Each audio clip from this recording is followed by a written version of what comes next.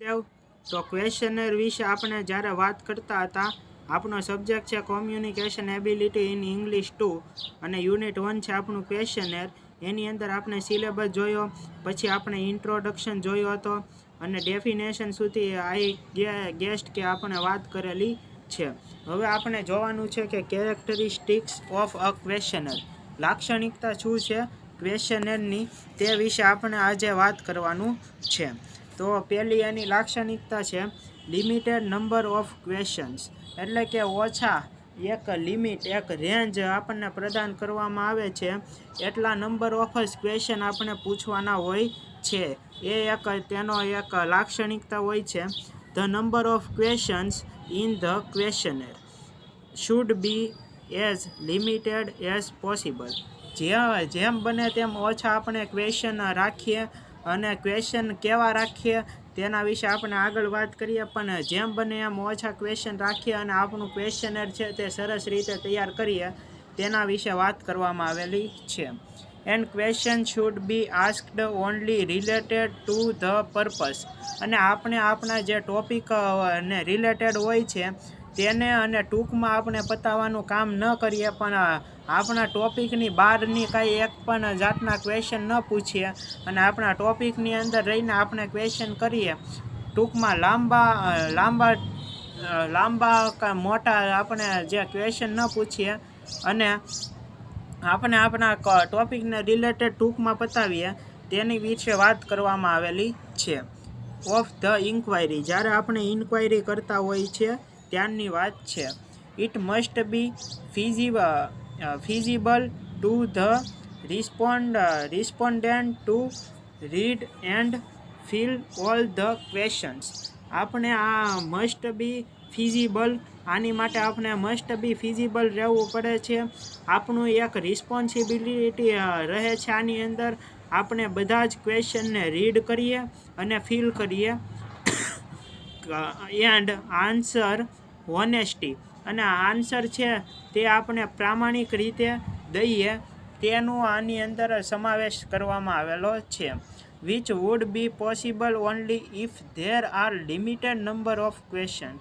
આપણે જેમ બને એમ લિમિટેડ નંબર ઓફ ક્વેશ્ચનની અંદર આપણે જે કે પૂછવા માગીએ તે મહત્ત્વના મુદ્દા પણ આવી જવા જોઈએ, મહત્ત્વના ક્વેશ્ચન પણ આવી જવા જોઈએ. એ રીતે આપણે આખું ક્વેશ્ચનર છે તે તૈયાર કરવાની વાત અહીં કરવામાં આવેલી છે. પછી આપણે જોઈએ તો proper sequence of questions.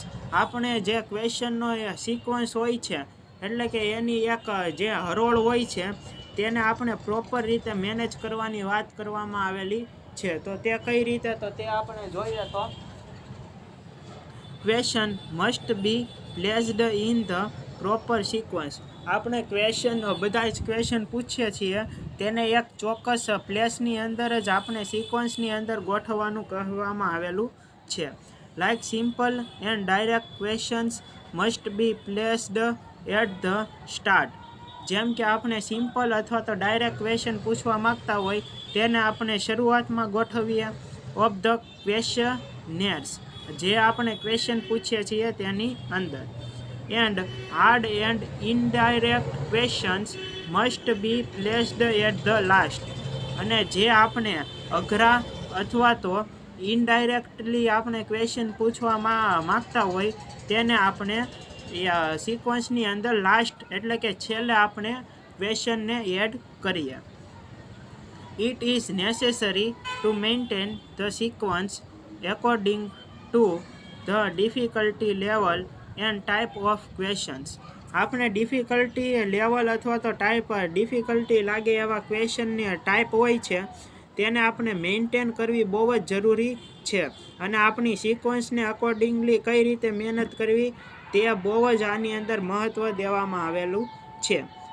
Difficulty level હોય છે તેને આપણે સરખી રીતે સિક્વન્સની અંદર મેનેજ કરવાની વાત કરવામાં આવેલી છે. Similar kind of questions should be placed next to each other. એટલે કે જે સિમિલર, એટલે કે જે મળતા આવતા ક્વેશ્ચન હોય તેને આપણે એક ક્વેશ્ચન પૂછેલો હોય તેની તરત જ પછી એને આપણે ગોઠવીએ, નહીં કે આપણે સિમિલર ક્વેશ્ચન હોય અને પહેલાં આપણે ક્વેશ્ચન પૂછી લીધો અને તે ક્વેશ્ચનને આપણે છેલ્લે ગોઠવીએ, એવું અહીં કરવું નહીં, તે આપણને સૂચવવામાં આવેલું છે. પછી આગળ વાત કરેલી છે એ સિમ્પ્લિસિટી. તો સિમ્પ્લિસિટી કઈ રીતે?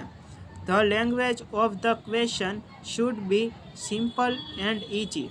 આપણે જે ક્વેશ્ચન પૂછવાની જે આપણે લેંગ્વેજ વાપરીએ છીએ, એટલે કે જે આપણે ભાષા વાપરીએ છીએ તે સિમ્પલ અને સાવ ઇઝી હોય તેવી ઇઝી ટુ અન્ડરસ્ટેન્ડ હોય. આપણા જે યુઝર અથવા તો જે આપણે સ્ટુડન્ટ હોય તે એને ઇઝી હોય, અથવા તો જે આપણે પીપલ અથવા તો આપણે જે ગ્રુપ ઓફ પીપલની અંદર જે આપણે ક્વેશ્ચનર કરવાના હોય છે, અથવા તો કોઈ પણ કંપની તેને ઇન્ટરવ્યૂ માટે બોલાવે તો એ ક્વેશ્ચનરનો ઉપયોગ કરે તો તે ઇઝીલી બધાને અન્ડરસ્ટેન્ડ હોય અને આ સિમ્પલ ભાષાની અંદર રજૂઆત કરવામાં આવે તો સારું રહે છે. And the question should be short. અને જે આપણા ક્વેશ્ચન હોય છે તે બહુ લાંબાઈ નહીં ન હોવા જોઈએ ને બહુ ટૂંકાઈ ન હોવા જોઈએ. શોર્ટની અંદર આપણે જે આપણે કહેવા માગીએ છીએ તેનો ભાવાર્થ એની અંદર આવી જવો જોઈએ. Complex questions, technical language and usage of jargons must be avoided. આપણે જે મોટા ક્વેશ્ચન પૂછીએ અથવા તો અઘરા ક્વેશ્ચન પૂછીએ અથવા તો ટેકનિકલ લેંગ્વેજ દ્વારા આપણે કોઈ પણ ક્વેશ્ચન પૂછીએ, ટેકનિકલ લેંગ્વેજ યુઝ કરીએ અથવા તો જાર્ગન્સ મોટા પ્રમાણમાં આપણે ક્વેશ્ચનનો જથ્થો ભેગો કરીને આપણે જ્યારે ક્વેશ્ચન પૂછીએ તે પૂછવાની ના પાડવામાં આવેલી છે. તેને આપણે અવોઇડ કરવાનું, એટલે કે તેને ધ્યાનમાં ન લેવાનું કહેવામાં આવેલું છે, અથવા તો આપણે તે રીતે ક્વેશ્ચન ન પૂછવા જોવે. Along with simplicity.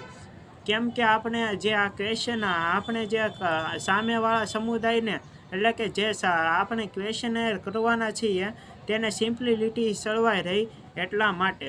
The questions is in the questioner must be short enough so that it makes the reader or response comprehend it well.